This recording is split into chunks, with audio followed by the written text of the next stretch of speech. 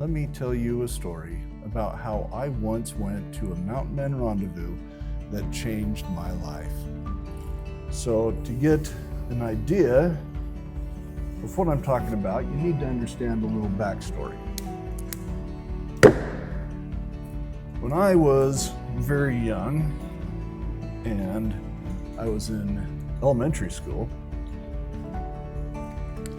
I was behind all the other students in my learning, in my reading abilities, in my English, and even in my math. So what did they do? They gave me tutors. They kept me in during recess and tried to teach me how to read and catch up. That didn't quite work very good, so they ended up putting me in a remedial class.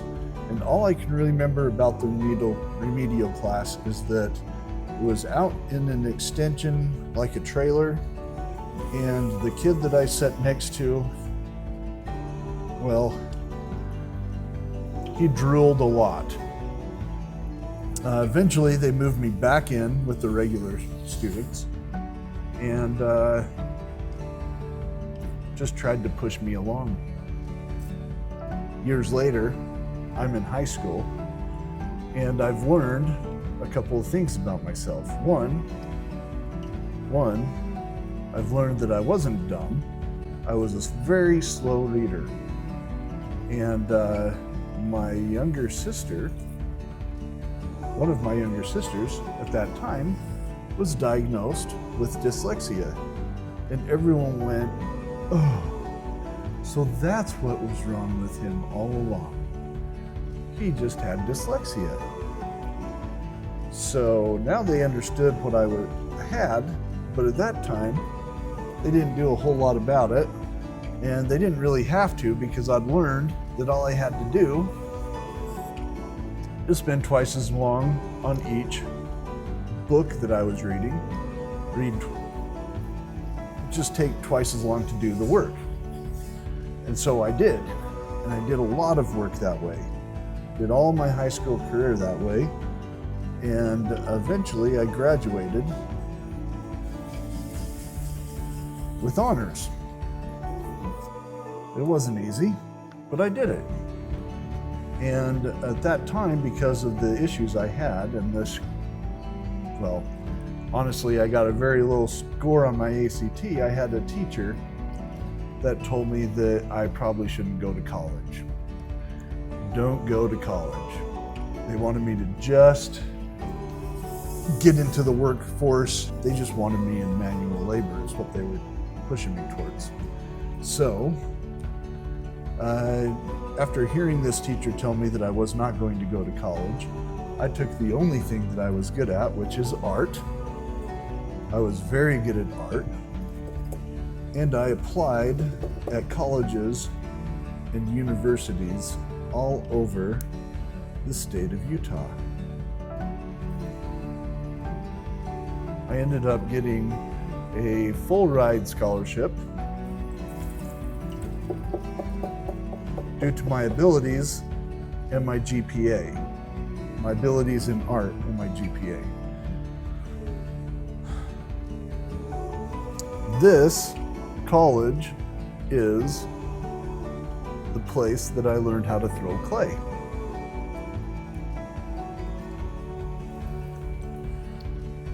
I took my first ceramics class there, and I found out that I was actually very good at it.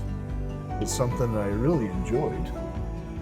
And so I just kept taking ceramic class after ceramic class after ceramic class, and I just kept doing and doing and doing and making and making and making.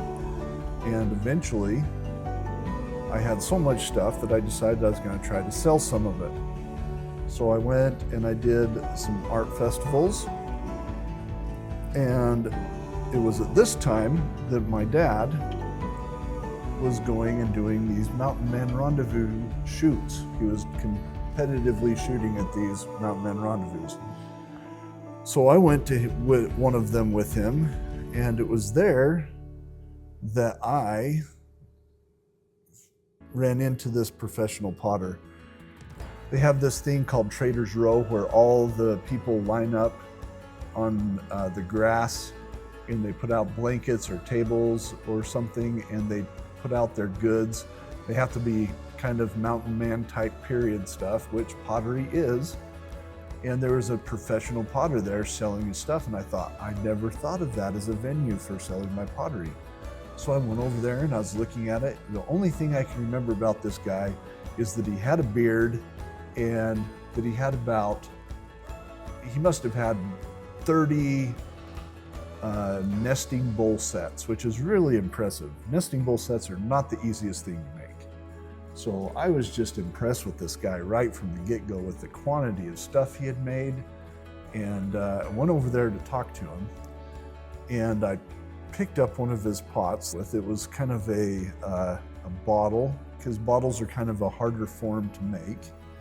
And I went over there to talk to him, and I picked it up and I said, hey, I really like the work that you're doing here. This stuff is awesome.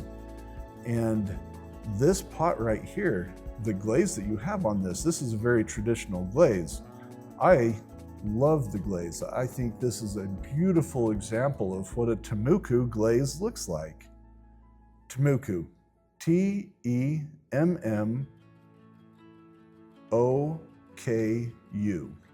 Temuku. At least that's what I thought it said. This is coming from a guy who his whole life up to this point and still beyond had struggled with spelling, with reading, and I would just pronounce things the way that it seemed like they would sound, like they were spelled. Well, he looked at me and he said, I don't know if these are the exact words. This was the gist. He said, kid, you can at least call it by the right name. It's Tomuku. Tomukua. Something like that. And I just couldn't believe it. This guy was such a jerk. He was so good at the work that he had done, but he was such a jerk. And at that time, I decided that I was never going to be that jerk. I did not want to be so rigid in the way that I was brought up in ceramics that I couldn't understand where some of these kids were coming from. So I turned around, put the pot down, and walked away. Somewhat devastated by how rude this guy was. What I discovered about myself is that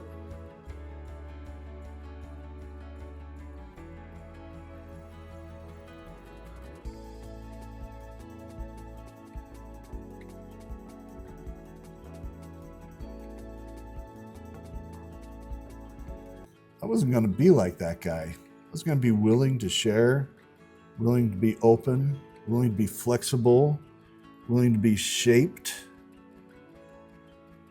by my life, by my challenges. That I wasn't going to be rigid and arrogant. That my challenges in life were going to turn me into something good. That they weren't going to turn me into what a bitter old potter. What we need to do in life is we need to let our challenges mold us like a piece of clay into something beautiful.